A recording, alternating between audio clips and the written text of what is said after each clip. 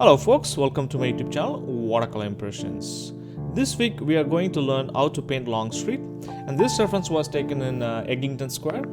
Before you go, hit the subscribe button so you guys can get weekly video updates from our channel. And let's get started, guys. As always, I'll provide the drawing template and reference. Check my video description for the link so you guys can download with me.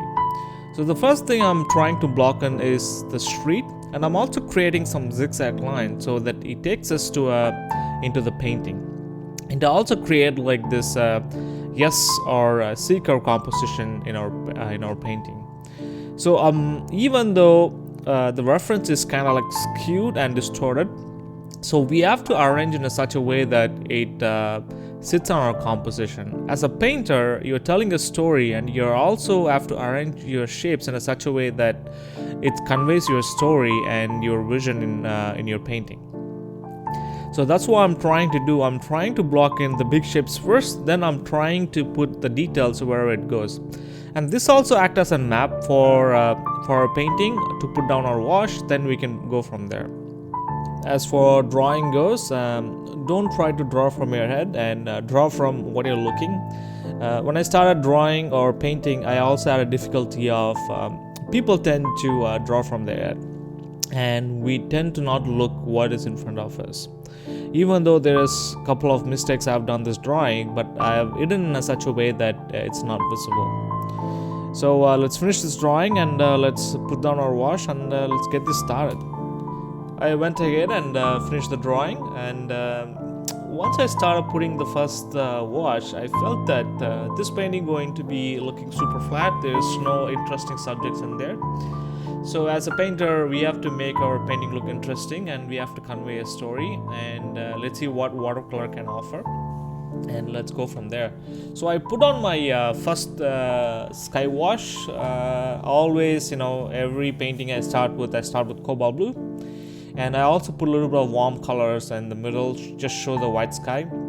And I'm bringing down, connecting my sky with my ground. So for the ground, since it's a warm day, it's in the early afternoon, so I'm just using amber, a little bit of yellow ochre in it to create the warmth.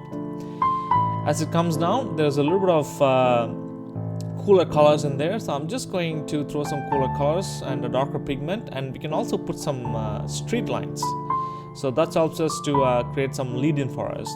And since I have something in my brush, and I'm going to show the dirt on the road.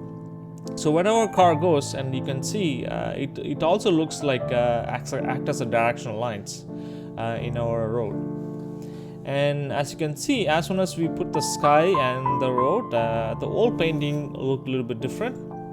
So now let's add the buildings. And for the building, I'm going to start from the midground, and I'm using a lot of warmer colors because there's a lot of warmth in the building. So the three buildings which is on the right hand side has the same tone, so I'm going to use the same colors as well.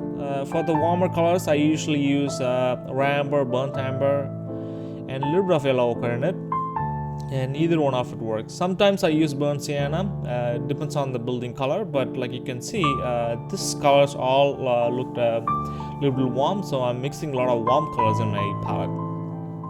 So let's focus on the right hand side.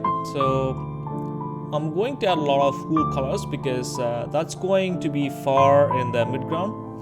So I'm using Cerulean Blue, Cobalt Blue, and a little bit of French Ultramarine Blue. And this is really important what you're painting here, because that shows a little bit of depth, and it shows also frames the road as well. And I also put the darker pigments at the bottom of these washes because that enhances a little bit of lighting. And when you do this, make sure you do it in a quick, confident way. If you do any kind of dabbing, or if you have any unconfident strokes, even though if your painting looks flat, and the expression of strokes make your painting look really good. I'm also adding the tree, and this is a really important building, and which sits in the midground. So this also connects the sky. I want to make sure that this looks really good against the sky. So I'm also trying to make as confident as I can, and I use a lot of amber in it, and because it has a lot of warmth in it. And I'm also mixing a little bit of blue in it because there's a lot of blue spill from the sky. And I'm also trying to block in the windows as well. And there's also a lot of details at the top of this building, and which also helps us to show a little bit of scale in our painting as well.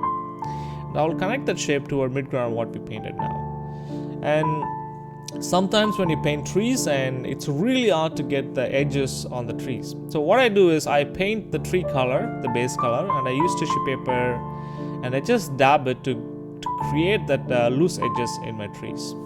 So I added a little bit of trees, and I'm also adding a little bit of details on the left hand side to show how steep the road is. Once we add that, I'm going to jump on the midground on the right hand side, and it's going to be on the cooler side as well. As far as any kind of painting you do, the cooler washes go in distance, the warmer comes in the front. And if you see a lot of painters, they exploit this technique.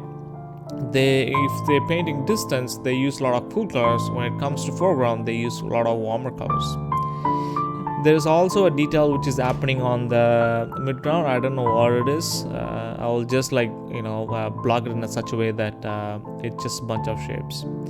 And you can see there is only few cars on the roads, but I create a lot of cars on the roads because as I said in the beginning of the painting, this painting going to look flat, but we have to make it a little bit interesting.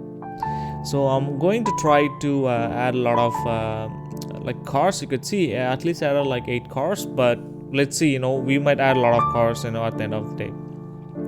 So I'm also adding some figures now, and I'm also want to create group of people, some in the foreground, some in the midground, and some all the way at the background. And you can see the foreground building looked really weak, and it looked like a flat shape, but I created a white awning just to create a little bit of interesting thing in the subject. And that also allows us to put some shadows in the foreground to enhance a little bit of lighting. I don't know, I said this thousands of times. As a painter, you are telling a story, so it's your story, so you can come up with your own composition. At the end of the day, if people like it, they like it. If they don't, they don't. So this is my vision in my painting. So there's a lot of windows and everything. So I'm also creating these windows in such a way that it's a crisp mark. That's it. And I'm also adding the shadow on the foreground, and this helps to frame that awning, as well as it brings everything in the foreground. There's a lot of warmth in the foreground building, so I'm adding that using a Cobalt Blue and a little bit of French Ultramarine Blue. So that's the shadow I was talking about from the awning, and you can see as soon as we added that, it gave a little bit of lighting, enhanced lighting in our painting. So once I finished it, I am jumping onto the tree, and for the trees, I'm going to add the midtones now. For the midtones, I'm using a lot of water in my brush. For midtones, I usually use Cerulean Blue and a little bit of yellow, cadmium yellow in it, and you can also use yellow ochre too, and that also gives a really good warmth green color in it. And I'm also combining with, there's 2 trees in the foreground, so I'm combining one with the other, and eventually once I add a darker tone on top of it, the whole tree will come alive, and you can see the darker tone I'm talking about. But the problem with when I did this wash, it looks super green. I'm not a big fan of green color, but I'll use neutral tint after it. So this is street poles I'm blocking in, and you have to do it in such a way that one stroke, and yet it should look really good. And for street poles, I usually add a lot of street poles in my painting, because that helps to enhance perspective in our painting. It also shows a little bit of depth in our painting as well. I'm doing a little bit of care, because even though I have done a lot of complicated paintings, the one thing that make me nervous is drawing a straight line in a painting.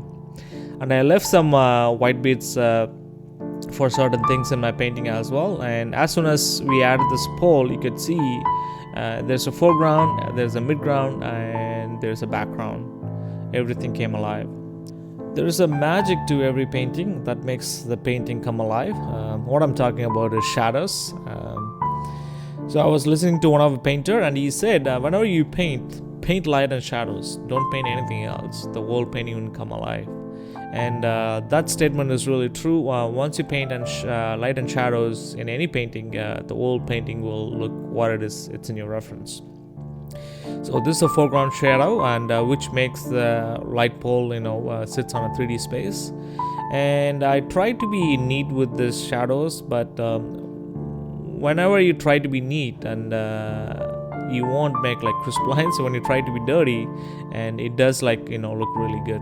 And I'm trying to make this in a confident way. And once we've done this, I'm just going to use some white paint to bring some highlights.